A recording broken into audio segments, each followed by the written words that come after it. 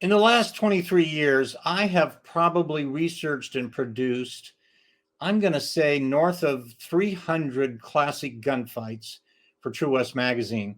But I got to say that the one we're going to do right now is the most incredibly bizarre and crazy I've ever done. And you're going to find out exactly what I mean if you pay attention. All right. The date is September 1, 1893, and three wagons full of U.S. Marshals have snuck up on and descended upon the outlaw town of Ingalls, Oklahoma, which is a small farming community several miles east of Stillwater, Oklahoma. And a U.S. Marshal, Tom Houston, got word from an informant that members of the Doolin-Dalton gang, that's Bill Dalton, Bill Doolin, the Doolin-Dalton gang, were holed up in Ingalls, and they were using it as a pop-off location. And that's Old West slang for they were using it to pop off steam. They were hanging out there. They liked it. The locals didn't bother them. They could gamble all day. There was a little saloon there called Ransoms, and they really kind of liked the place, and nobody bothered them. Well, that was until the U.S. Marshal showed up. Now, not everybody agreed with this plan because a lot of the U.S. Marshals knew that the outlaws who were there were deadly, and that whoever went out on that chase may not come back alive.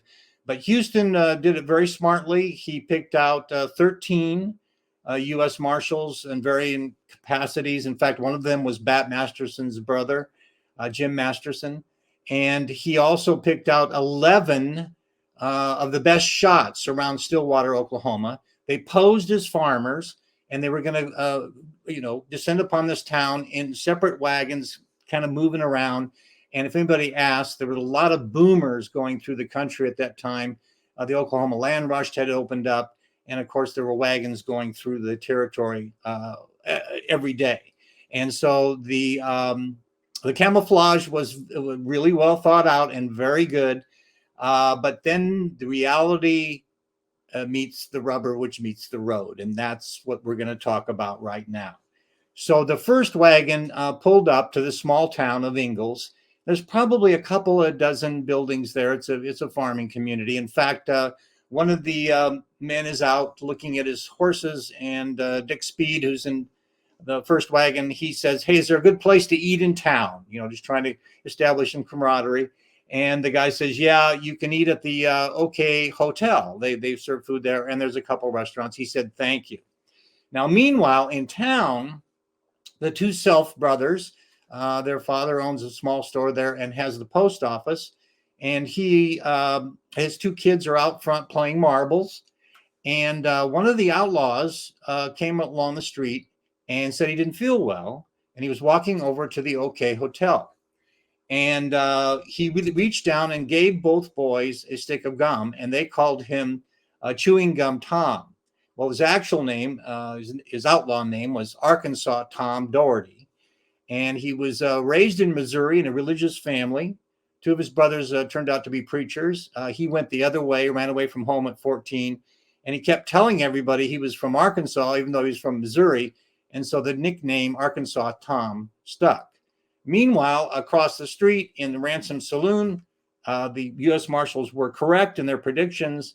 The little saloon, Ransom Saloon, was full of these guys, and that included Bill Doolin, Bill Dalton, Dynamite Dick. Okay, that's Dan Dynamite Dick, who allegedly hollowed out the bullets in his cartridges and put dynamite in them so that when they would hit, they would explode. He's in there, and Bitter Creek Newman is in there, and Newcomb, excuse me. And Bitter Creek, of course, he had once howled. He says, "I'm Bitter Creek, and I'm here to howl." And so that's how he got his name. And Tulsa Jack was in there, and they're all playing poker. And so Arkansas Tom didn't feel well. He went over, gave the kids a gum, went into the OK Hotel, went up to the second floor to lay down for a while. Dick Speed takes the first wagon, and he comes up to the corner, and it's his first view of the town. He looks both ways. He looks down the street, and what does he see? He sees a rider coming toward him. And the rider is Bitter Creek Newcomb, who has just had a shoe tightened on his horse at the blacksmith shop, and he's coming forward and he sees this stranger up at the end of the street. And Dick Speed is standing there, and he says to a young kid, "Who is that man?" And the kid says, "Well, that's Bitter Creek," like, duh.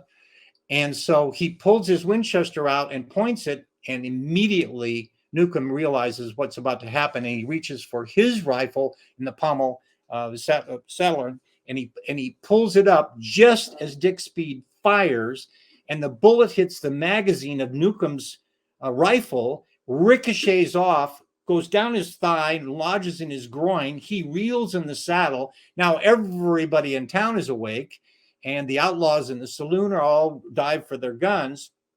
And as a matter of fact, our sick outlaw, Arkansas Tom, jumps out of bed, goes to the north window of the OK Hotel, looks out, looks into the street, takes it all in 1 second, pulls up the window, gets his rifle, aims, fires, hits Dick Speed in the shoulder, who flips around, tries to dive behind a wagon, but Arkansas Tom is too quick. He fires again and hits him in the chest, killing him instantly.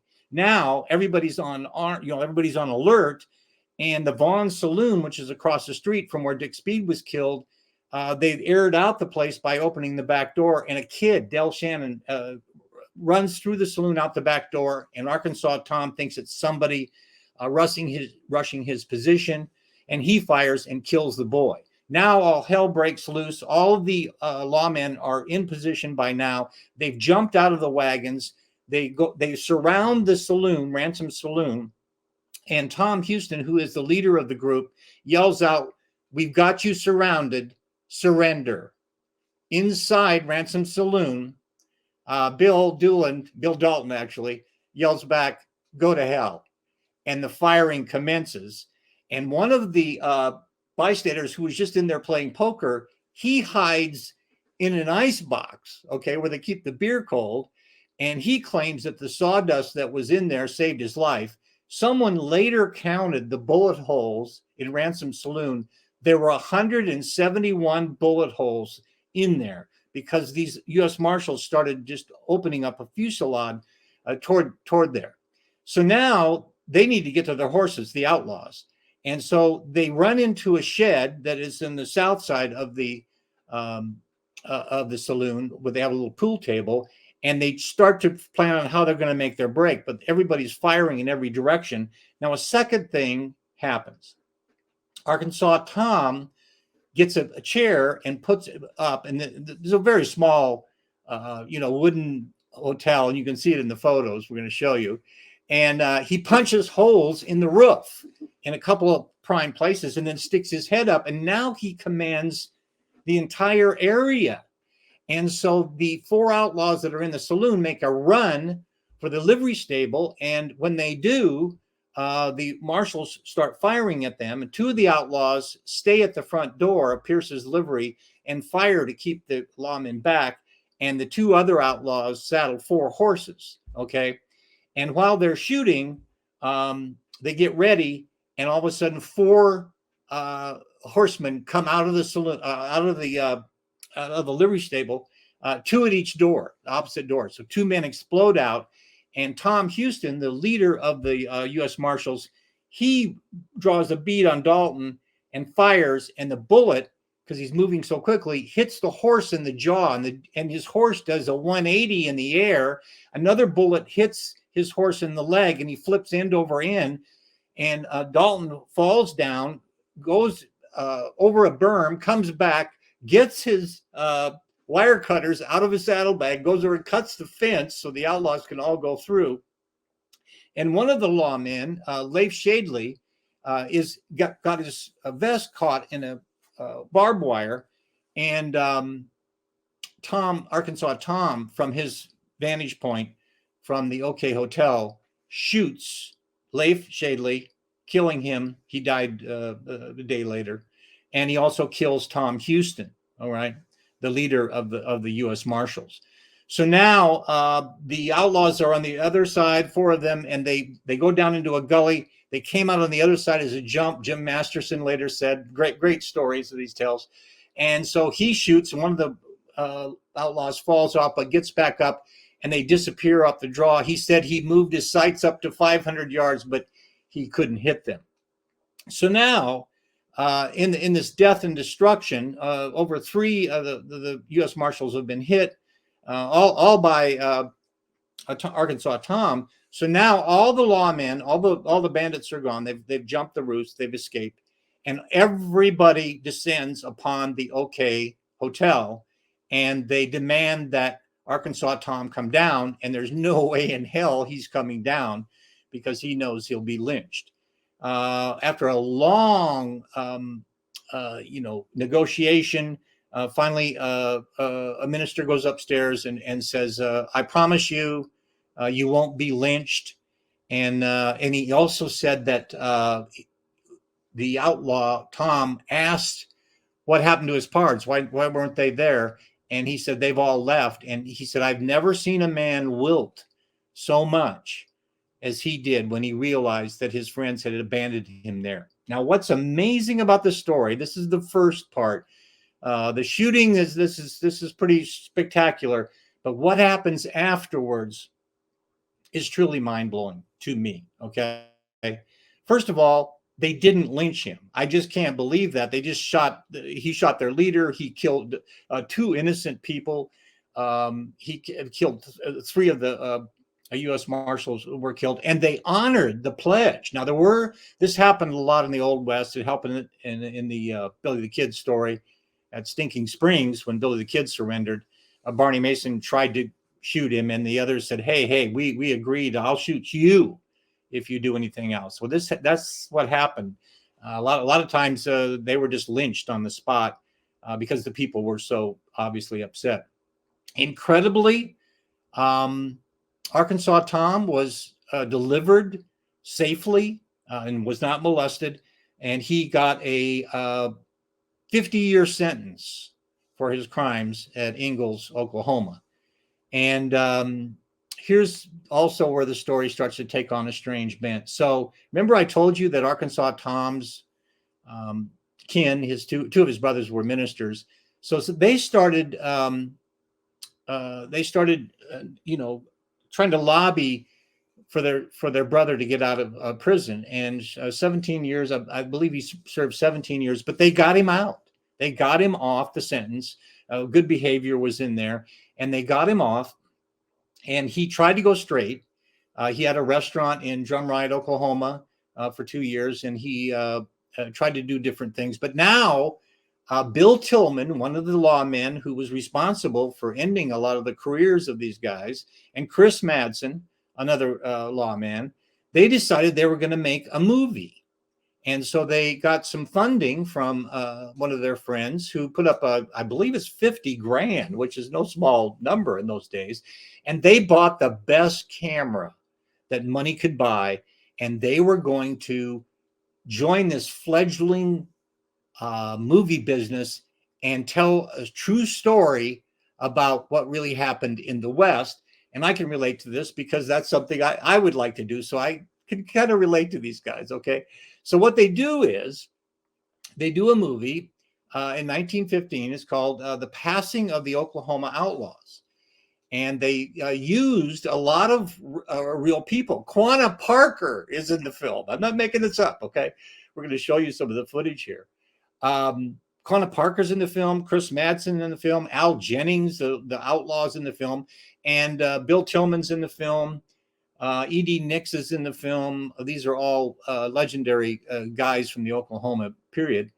And Arkansas Tom plays himself. Now, we can't spot him, but we have pictures of him. And so if you can spot him, that you'd be doing us all a great service because he is in the movie. All right. So he's gone from this big shootout in Ingalls, Oklahoma, to being in a movie. The story gets better.